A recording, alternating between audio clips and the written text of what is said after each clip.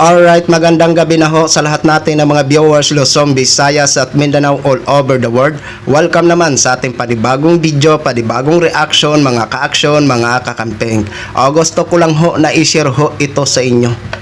Lalong-lalo na ho sa ating mga kababayan na mga DDS. Hindi ko alam kung ano ho ang mararamdaman nyo kapag ito ay mapanood nyo at mapakinggan. Mainit-init pa po ito. Ito po yung buwelta o sagot ni Atty. Yossi Claire Castro sa sinabi ni Vice President Sara Lustayera. Alam naman ho natin, kapag sumagot ito si Atty. Yossi Claire Castro, talagang nagbe-base ho ito sa facts. Ito naman kasi si Vice President Sara Lustayera, kung ano-ano kasi ang dinadawilwil sa harap ng ating mga kababayan. Hindi ba pwedeng magsalita ka na lang kung ano ba ang pwede mong gawin ng inyong opisina? Kung paano kayo makakatulong sa problema na kinakaharap ng bansa natin? Dapat yun ho ang sinasabi nyo sa harap ng ating mga kababayan.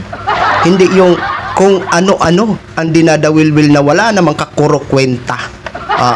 So eto nga ho mga ka-action, panoorin at pakinggan ho muna natin ito. Naman sa sinasabing masamang damo, madaling mamatay, BBM. Sa aking pagkakaalam ay nabanggit niya si dating Pangulong Duterte, kinukwento niya about this.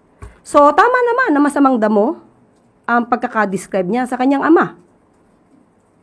Dahil sino ba ang umamin na siya ay pumapatay?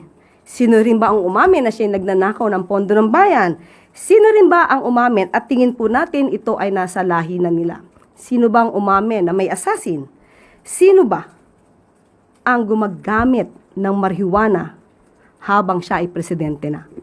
Yan naman ay inamin lahat ng kanyang ama. So maybe tama ang pangulo, tama ang vice presidente sa pagkakadescribe sa kanyang ama na masamang damo. Pero yung tungkol sa matagal mamatay, ang pangulo naman nung siya ay nagkasakit at mukhang maraming humihiling na siya ay mawala na dahil maraming gusto na siya ay mawala sa pwesto. Anong sabi ng Pangulo? Huwag naman kayong masyadong excited. Diba? Yung mga nagmamadali lang siguro na makapwesto, yan ang humihiling na mawala ang Pangulo. Pero ang sabi ng Pangulo, huwag kayong excited.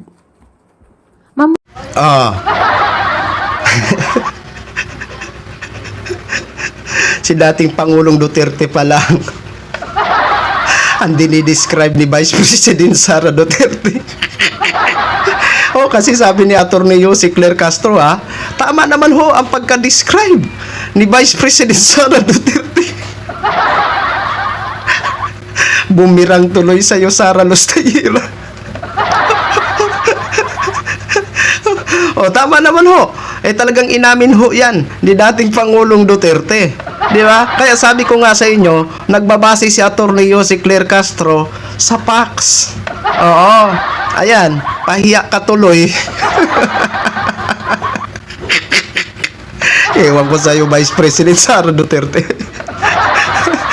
Tama na kasi ang tama na kasi ang drama. Magtrabaho ka na lang na magtrabaho dyan sa UBP.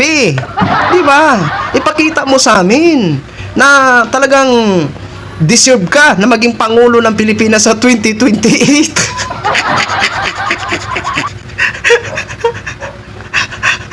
Pero wag na, Vice.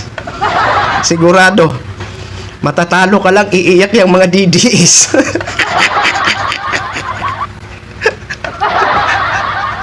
Kayo mga ka-action, gusto nyo ba na may isa pang Duterte na maging presidente ng Pilipinas?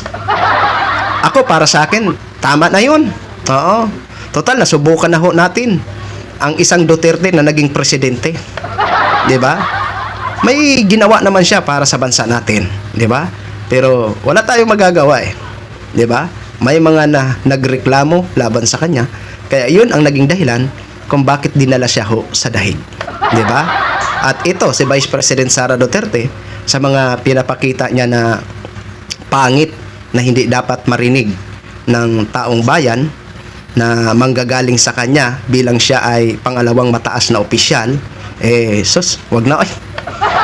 Kasi pipiliin ho talaga ng majority na Pilipino yung talagang may malasakit para sa bayan.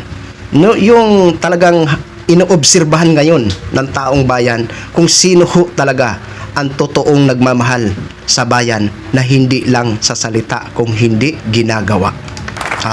So yun lang ho mga ka-action, mga kakamping, no?